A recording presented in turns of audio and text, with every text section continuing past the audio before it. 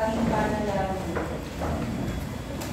Sa ngalan ng Ama, ng Anak, ng Espiritu Santo. Amen. Our Father in heaven, dedicating your kingdom come, your will be done, on earth as it is in heaven. Give us this day our daily bread, and forgive us our trespasses, as we forgive those who trespass against us. And lead us into the test, but deliver us from evil. From your Son, Holy Spirit. Yan, sa mapagpalang hapon sa lahat, maaari na po tayong umupo. Ngayon, kami na ang pangkat amin na una na mag-uulat ngayong araw. Ngayon, ay tatalakayin natin ang global o the global economy. Para sa inyo, ano nga ba ang global economy? Miss Serna. Para sa akin ito ay maaaring maging halimbawa nito ay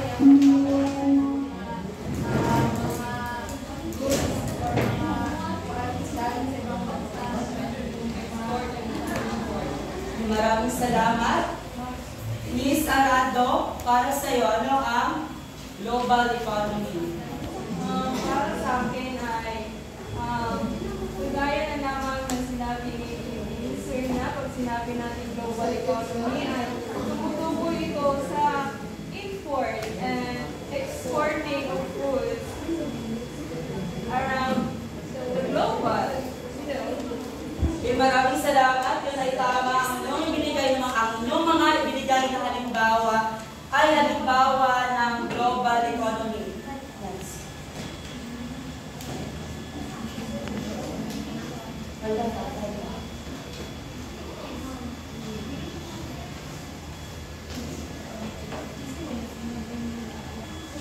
Global economy refers to the interconnected worldwide economic activities that take place between multiple countries. So, ang ibig sabihin nito, ang global economy ay yung pag-iisa o pag-kolekta ng mga iba't ibang bansa o lugar na kung saan ay nakipag-collaborative sila kaya ng mga sinabi ng mga halimbawa, yung mga product na ini-export at ini-import dito sa ating bansa.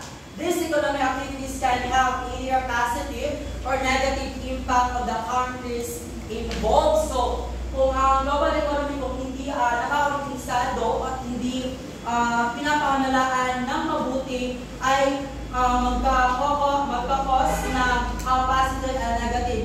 Ano nga ba ang positive at negative nito? Ang negative ay yung pagbawas o di kaya paliit na sweldo, kahirapan. Yan, yun ang halimbawa. Ang positive naman ay maaaring umangat ang ating bansa o di kaya magbigay ng maraming trabaho o yung mga quality ng mga product.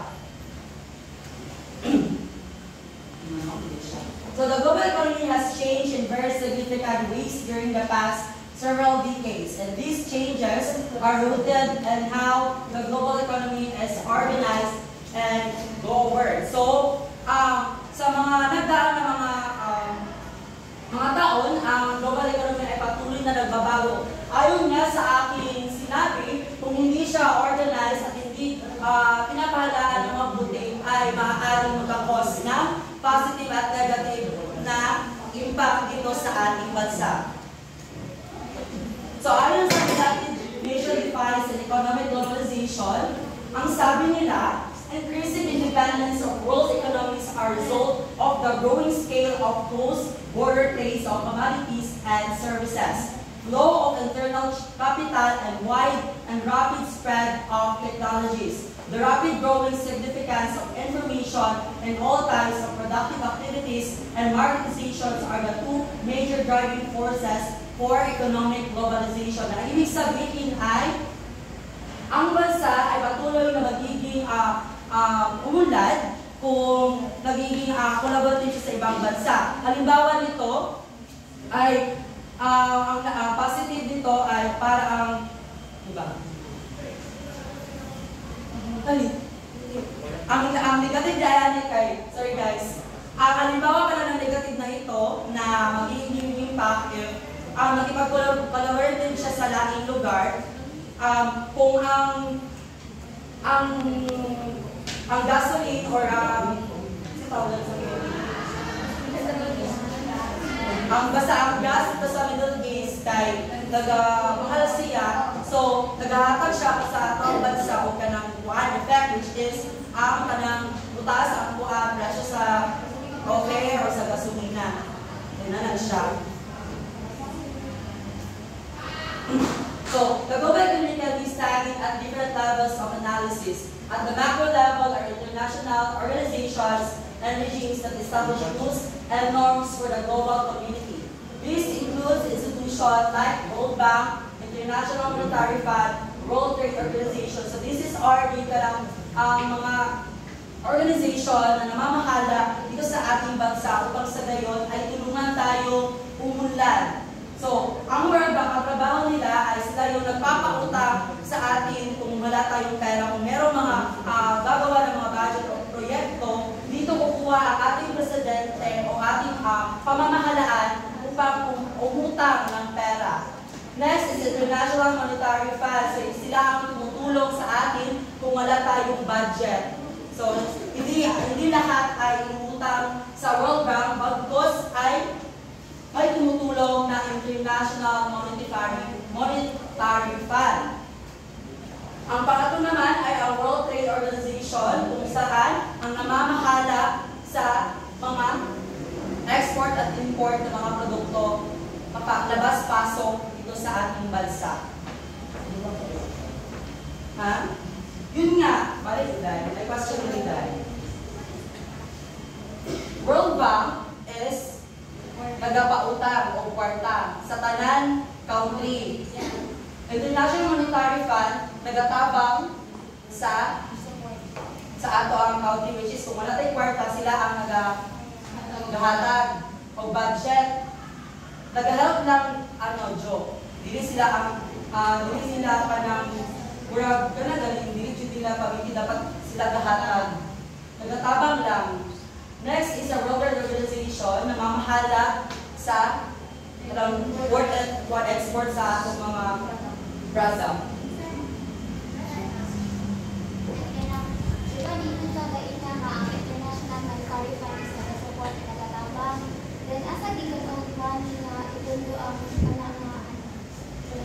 Yun nga ang tinatawag nating global economy. So this is our the three institution which nag-help sa atua. So, di ba, kahit wala naman tanong ka na murag nag-collab na balik. Kaya ang Pilipinas, ang China, kaya nag-export na siya sa atua. Naman yung murag capital, which is na makatulong sa kanitulong, ang budget. Yun din ang kay Pilipinas, ang nakasunod ani, tanan siya. Oh, that's now. So, characteristics of global economy. Next. So, these are the characteristics of first globalization. This development leads to the advent of global economy. Due to global economy and globalization, domestic economies have become massive, leading to an improvement in their performances. So, ang ibig sabihin nito ay isa sa globalization kung bakit ay umunlad o hisbong ang natawag nating global economy. So, sa globalization is kanang gitakad di ba ni Sir na tanan na makita is apil ang globalization. Apil lang po dali ang kanang technology which is nagapa-help sa atuang country na mapadali bitaw ang export and import ng mga product and other services. So international trade is considered to be an impact of globalization. It refers to the exchange of goods and services between different countries and has also helped countries to specialize in products which they have a comparative advantage in. So, sa man ito ang comparative advantage here in Philippines na gina-export nato sa laing country, which example is ang pineapple and banana. So ang ginapuli sa laing nason, gina-import nato ang product na mga like gadgets, dito sa Japan, sa China, sa South Korea, na siya. So sila nagpamahalaan na ang international trade.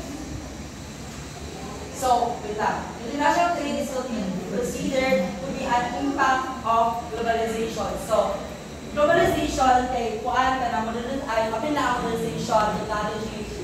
So, nahimo siya impact kay tungod sa globalization, basta noon ang kaning kuan mas improve ang kanina international trade kay diba sa una ka ang ginabali ay sila to ang ginabali lang na ang ina-export na product kay like tobacco ana parang kina-improve na siya. Next. So, international finance, money can be transferred at a faster rate between countries compared to goods, services, and people, making international finance one of the primary features of global economy. International finance consists of topics like currency, exchange rate, and monetary policy.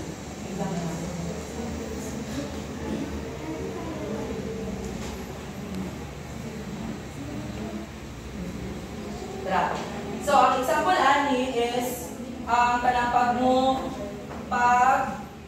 mababa ang gamay ang rate sa peso kay mas mahal ang kuan sa dolyar. Tama ba?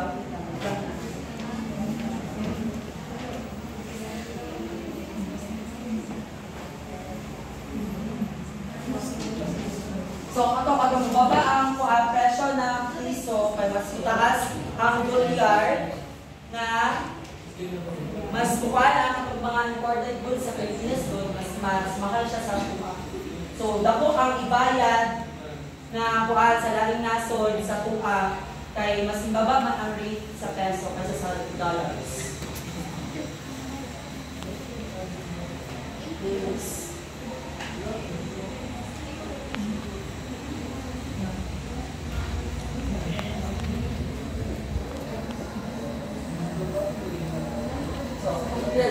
This refers to an investment strategy that is not constrained by geographical boundaries. Global investment mainly takes place via foreign direct investment. So, ang halimbawa nito ay ang Japan is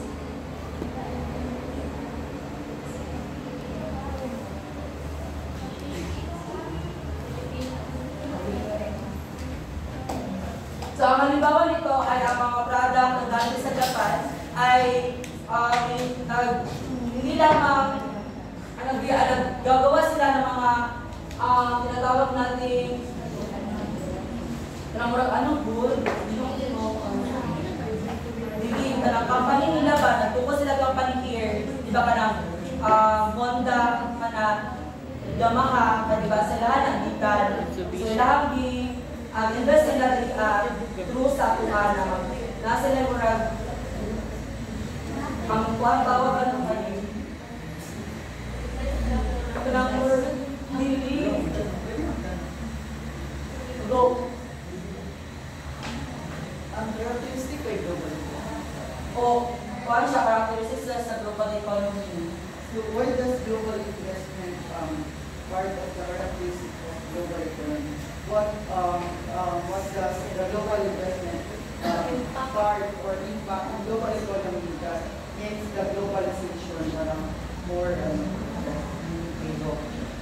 kung akong babalikan ang aking tinalakay kanina, ang global economy ay yung collaboration ng bawat bansa dito sa atin, yung export and import. Itong global investment, hindi ko man siya masyado ma-explain sapagkat ay nawawala sa aking isipan kung ano nga yung mga perfect na term para sa yun. So, ang global investment ay yung ang product ay ang product sa kanang sa Yamaha, products kaya sa Japan. So, ang ilang ibuhat is nag-create sila o company na magkabaligyan sila dili sa Philippines, which is magbayad sila sa Pilipinas o dili siya tax. Anong apil siya sa monetary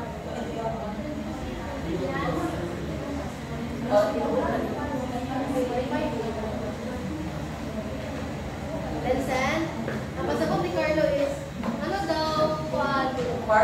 ano daw dili siya kuan ba, kana impact,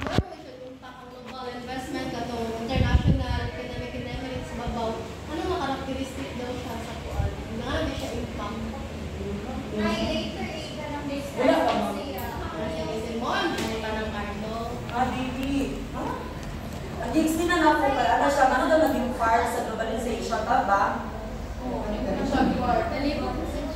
Kasi I mean, yung globalization, part ng globalization kasi may investment, merong money flow, merong flowing of money parang to give parang support for the business in another country. Ang sinabi ko parang in next stage, meron sila Oo, ano siya po, ano siya yun that way parang merong benefits for both countries. Yes. O ano siya, mga tawag siya para connected ka ng mga sa import and export ng mga product.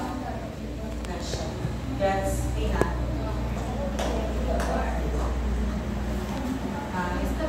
So, mga questions.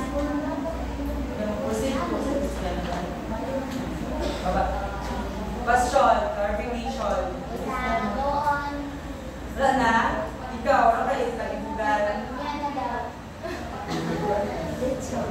So, wala na po ang question. Hindi lamang po at maraming salamat.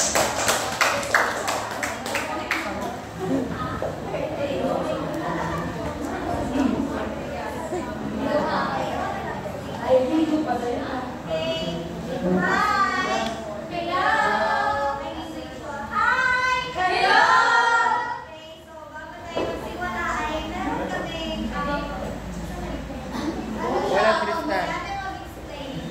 Pag mag-answer mo, wala siya, parang na so, isa ka bola, wala siya, stop, isa up the ball, sabi nila, mo pala, ikaw ang answer. Then, sumaman mo, kung ba topic mo, isa ang answer. Correct.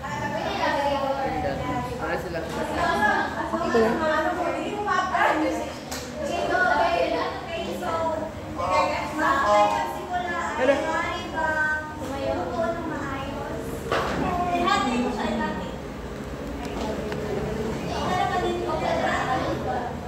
Okay, ako rin. Hagin ako.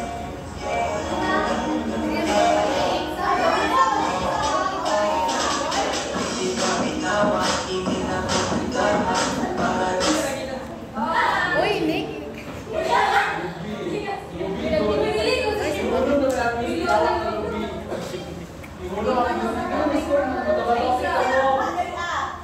Nick!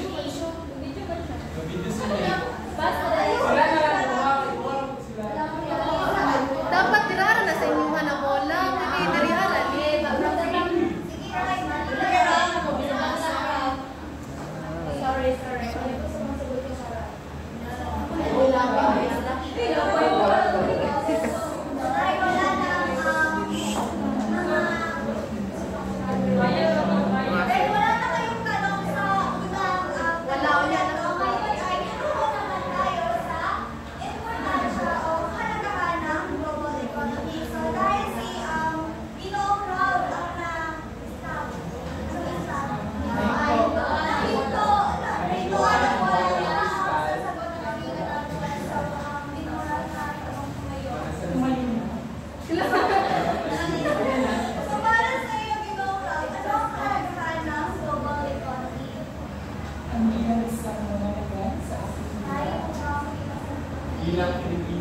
Para sa akin, ang talaga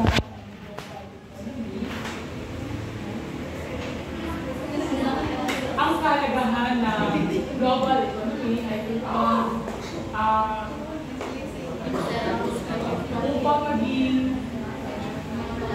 upang maging adapt o di kaya maka-benefit sa isang bansa.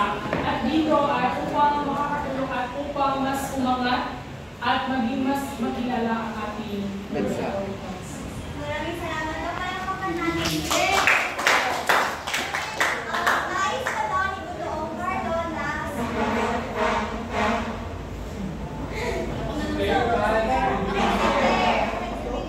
Para sa akin, ang halaga ng global economy ay hindi lamang para sa increased sales, higher profit at more prosperous economy, kundi alam naman natin ang ating bansa ay kanang kulang sa mga iba't ibang resources katulad na lamang ng gasolina. Kaya naman, nag-aangkat tayo ng mga gasolina sa ibang lugar. Kaya masasabi ko, ang kahalagahan ng global economy ay punan ang mga pagkukulang na wala rito, wala sa akin, Char, wala rito sa ating bansa. Okay.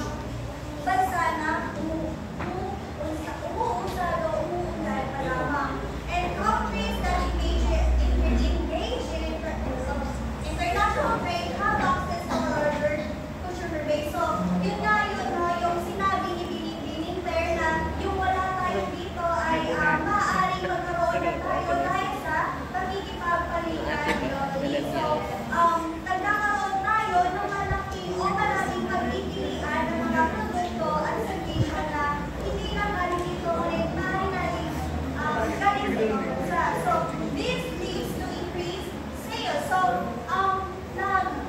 nag-leads tuloy ito sa mataas na benta at mataas na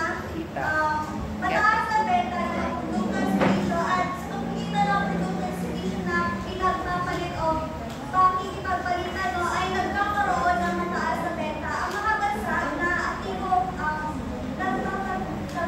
nag-participate sa pakikipagpalitan at nagiging ito sa prosperous economy sa the long run. So, sinasabi ito na strong global economic promotes cooperation. So, tama ba ito, Titipini?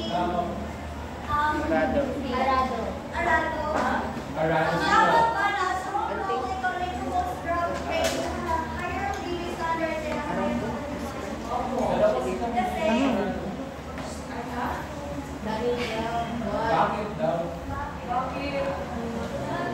Totoo ba na strong global economy promotes job creation, higher living standard, and higher quality of life for all? Opo, kasi kapag nakikisabay tayo sa mga, kapag kasi nakikisabay o nakikihok tayo sa mga ay nakikisabay ay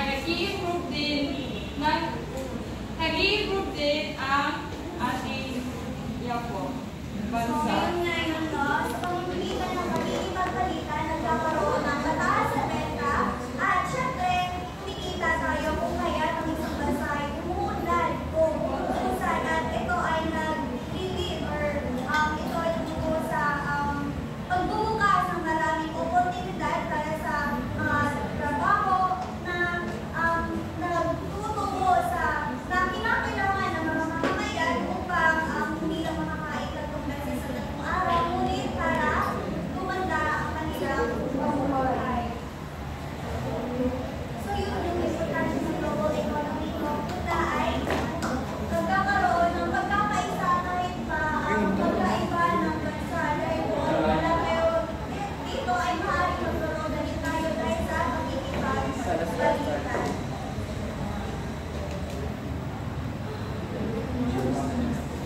So, ano yung halimbawa ng gross domestic product sa Pilipinas? At kung nais niyo pang basahin ang buong description ng ito ay maaaring kayo reference namin later. So, ano yung gross domestic product natin?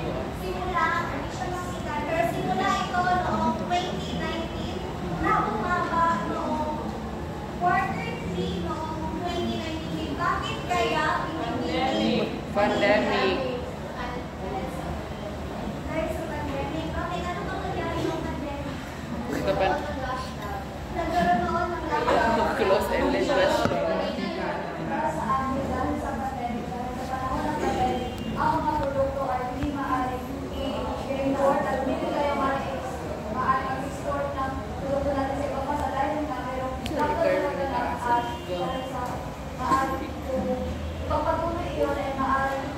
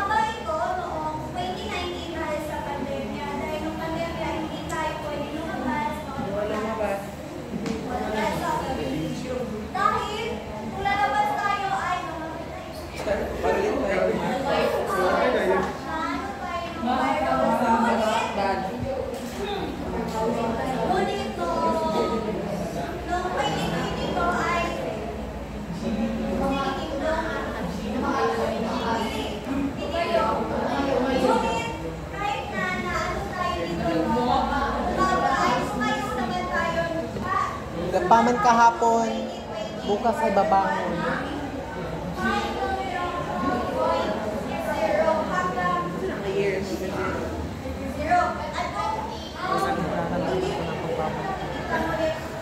At hanggang sa Bernie, Pangulong Duterte, ay meron tayong mataas na puntos para sa bilang sa 1.0.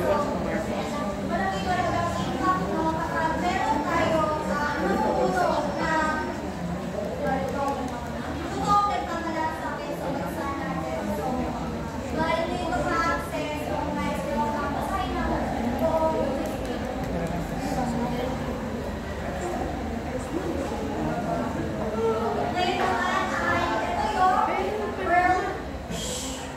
World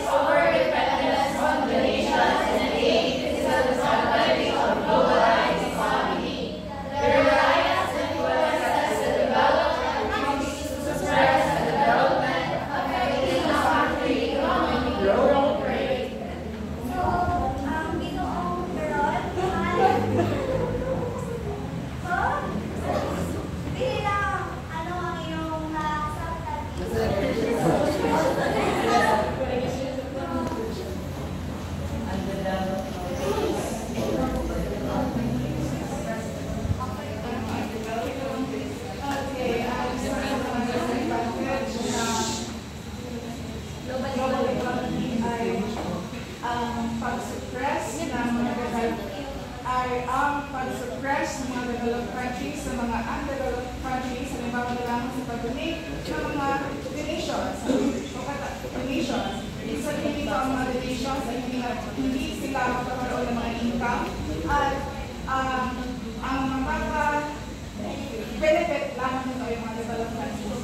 At makabenefit naman yung mga small countries na malapit sila magkakaroon ng mga income na makapagpundan sa kanilang economy. Malakpakan natin. Yay!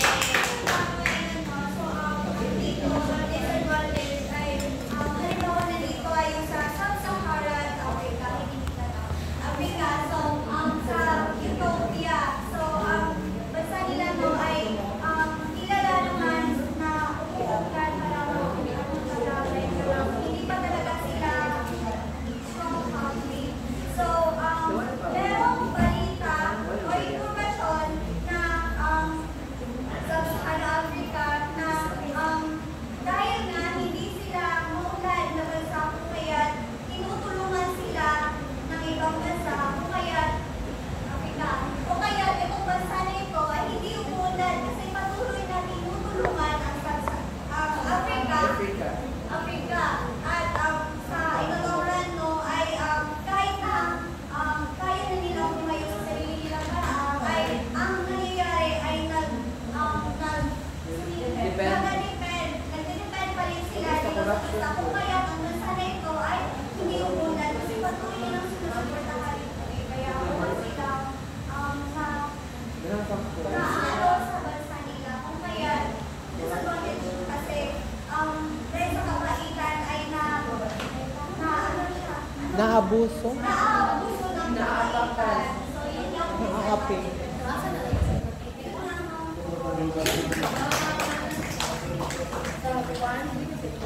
Ayun, ay nagkakaroon naman tayo sa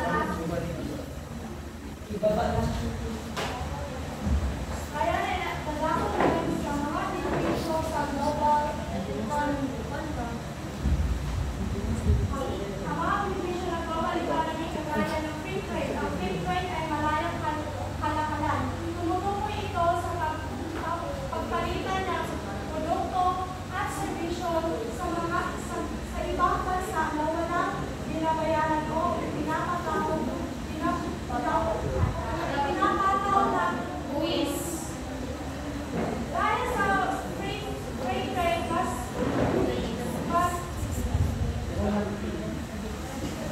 dahil dito mas mapabilis at mapadali ang kalakalan ng ibang bansa. Exchanging goods kagaya ng sinabi kanina, makapag-export tayo sa ibang bansa ng produkto at ang ibang bansa naman makapag-import ng produkto dito sa ating bansa.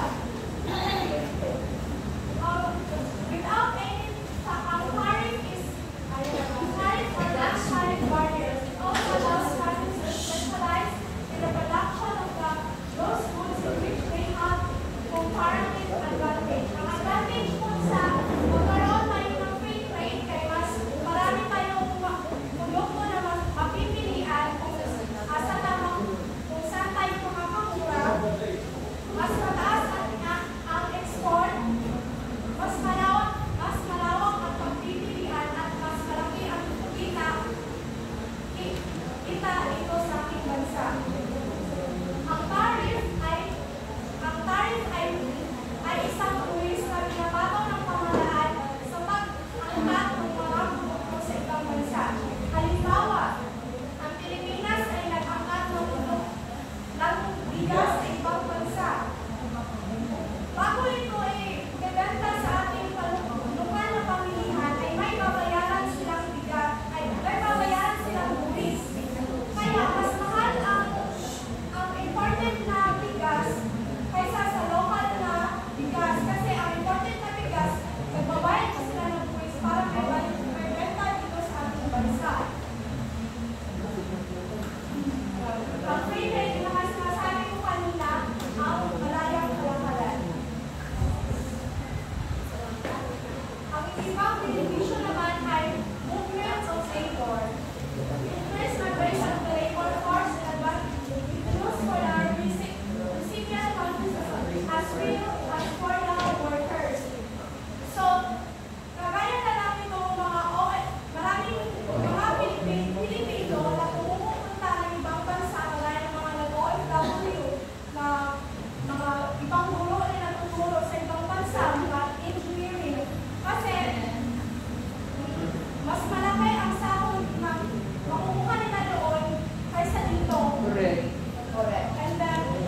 ibang bansa na tayo. Teachers learn. Dahil ganito, nagkakaroon din ng hanap buhay ang tao at nagpapauna din ito sa ibang ekonomiya ng ibang bansa. Dahil kapag magpupunta sa ibang bansa kasi may babayaran ka cost of living nila or taxes, tama po ba? Yes. So, ang ekonomiya ng ibang langgo, and it's pagdating naman sa atin, di ba kapag magpapadala ng pera ang mga pamilya sa abroad is may babayaran na remittances, o papasok din yan dito sa papasok din yan dito sa Pilipinas sa mga remittances na binabayaran nila. Next is increase economics of space. The specialization of goods production in the most countries has led to advantageous economic factors such as low average cost and lower prices of consumer. Kapag ang isang bansa o kumpanya ay mag-focus sa isang produkto, mas marami siyang mag-produce o magawa sa dahilanan ng maraming nagawa at bumaba ang average o gasto ng isang produkto, kaya naging mas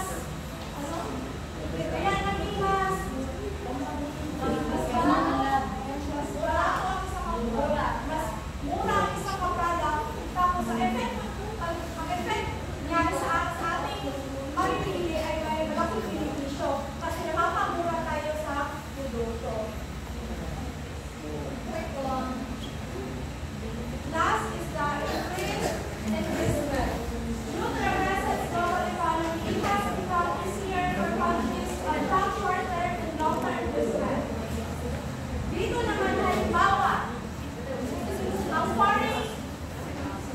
ang bansang Japan ay nagpapiling ng pabrika dito sa Pilipinas. So, ang mangyayari, kung merong pabrika na mapagawa dito sa atin, tayong mga Pilipino ay meron tayong oportunidad para magtrabaho sa kanilang pabrika. So, kasi meron man nag-invest na pabrika dito sa atin, nagbabayad din ng buwis. Kaya umunlad ang ating ekonomiya. Ang susunod naman ay factors affected global economy. Development of growth are influenced by 4 factors. First is human resources, physical capital, natural resources, and economic resources. Una, the impact of human resources. Ang human resources ay tumutukoy sa mga tao o ang manggagawa.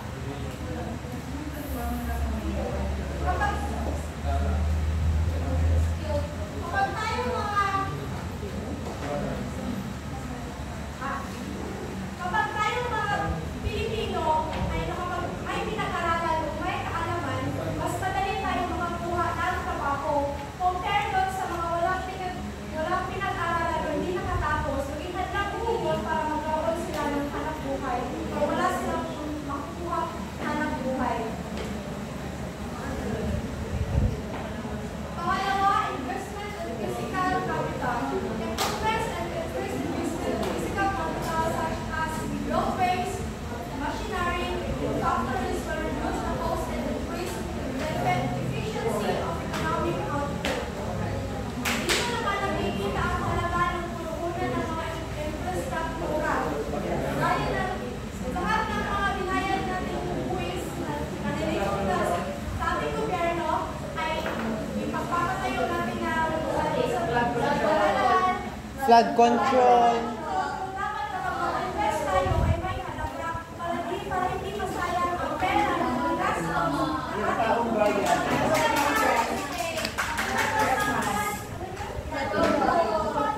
Matayo na sila ng infrastruktura. Hindi pa nga dumating yung flood control. Sila na. Kasi nasila naman siya, pag ipapagawa na naman. So, masayang maglabas na naman ng pera. Yung unang pera nilabas natin, wala na yun. Wala na yung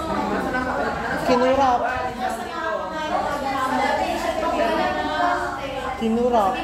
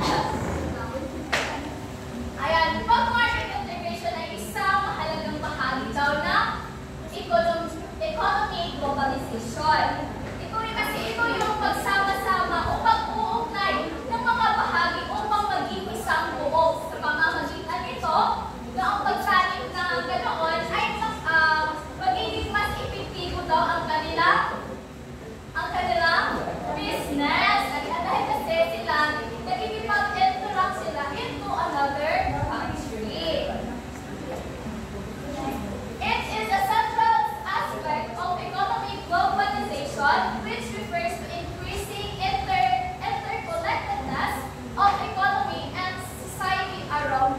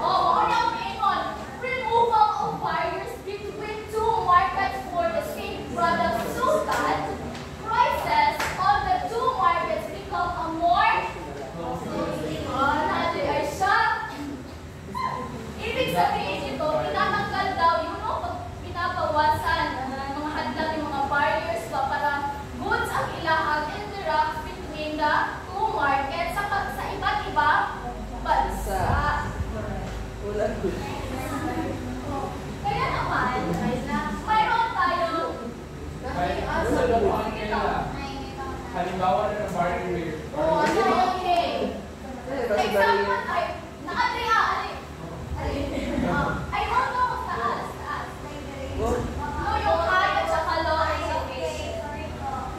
Kaya, mayroon tayo tinatawag na high and low education. Kapag sinabi natin high market education, halimbawa na lang ito, yung European Union, na kung saan sila ay nagkakaisa, no, nagsabot-sabot sila diba sa Europe, mayroon kasi yung mga iba't ibang mga lungsod sa Pilipinas, Manila, ba? Muna, yun ang Europe. Nag-usap-usap sila na, ano ito na, yung nagbilabong lang kanilang batas. Para lang sa ganun, ay mas mapadali ang kanilang pag-interact sa iba't ibang lungsod sa Europe na mas increase ang ilahang economy. Pag sinabi natin na low market integration, ang halimbawa nito ay ang North Korea. Diba? Yeah. Ang North Korea ay very strict, diba? Hindi kagaya sa South Korea. Ano nga mga sa South Korea? Malaya sila na nakikipag-interact with others. Yung ang pinagkaiba sa North Korea, kung ang South Korea ay mayroon silang free, ang North naman ay very strict sila. Tama ba ako binibinin, Kay? Yeah. Yun yung mga pinagkaiba nila.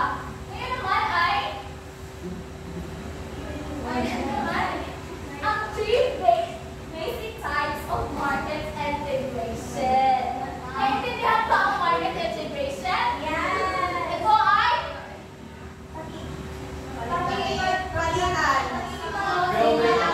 Flow feeling. Oo. Flow feeling. By rivers and wind. Ayan, magandang hapon ulit sa lahat. Ngayon, pagkakalagin natin ang tatlong uri ng market integration. Una na riyan, horizontal integration. Ano nga ba ang horizontal integration, Joel? Baka meron kang idea kung sa horizontal integration. Nice, Rayson. Ano ka? Basic mo. Pag sinabi natin horizontal is direction niya na pakabaan sa kuan Maraming salamat, Joel. sa market integration, kasi sabi natin ang growth of the economic growth of one company of one group of companies are stable lang or stagnant at the same level. Thank you, Joel, sa idea. So, sabi ni Joel na stable lang daw yung horizontal integration. Ang horizontal integration is offers when firm or agency gains control of other firm or agency performing similar market functions. So, meaning, yung ang isang kumpanya ay at may isa ring kumpanya na nakikipag-collaborate each other. No, kunwari, manufacturer ng manok, tapos may manufacturer din ng manok para silang nag-combine. So, ang layunin nun is to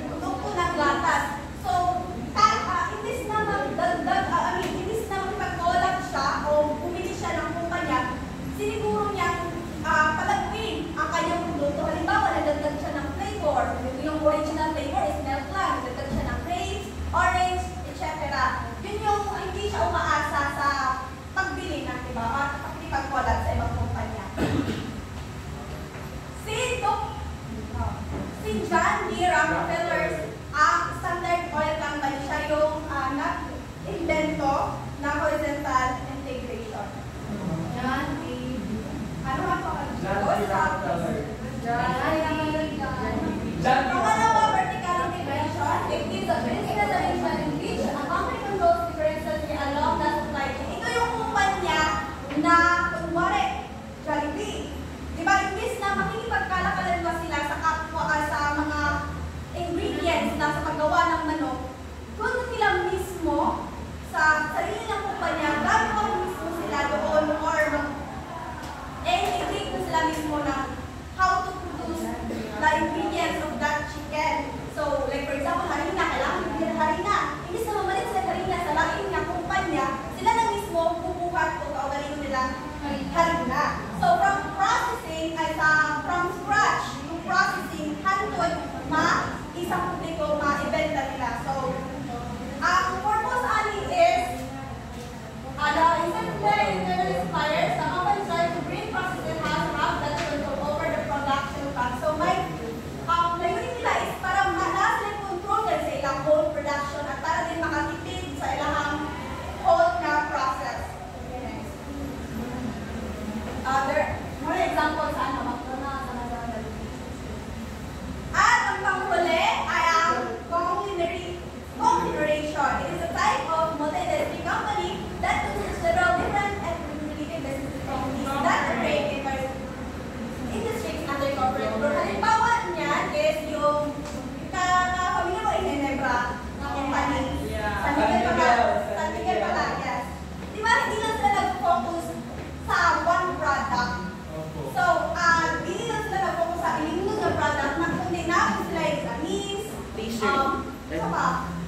Construction. Yes, laghan sila ng product guys. Ang purpose ana is that kung malugi or dali ang part, ang include na product, dapat sila yung nasaligan na laing product. So, meaning, bread kaya ang ano yun, no?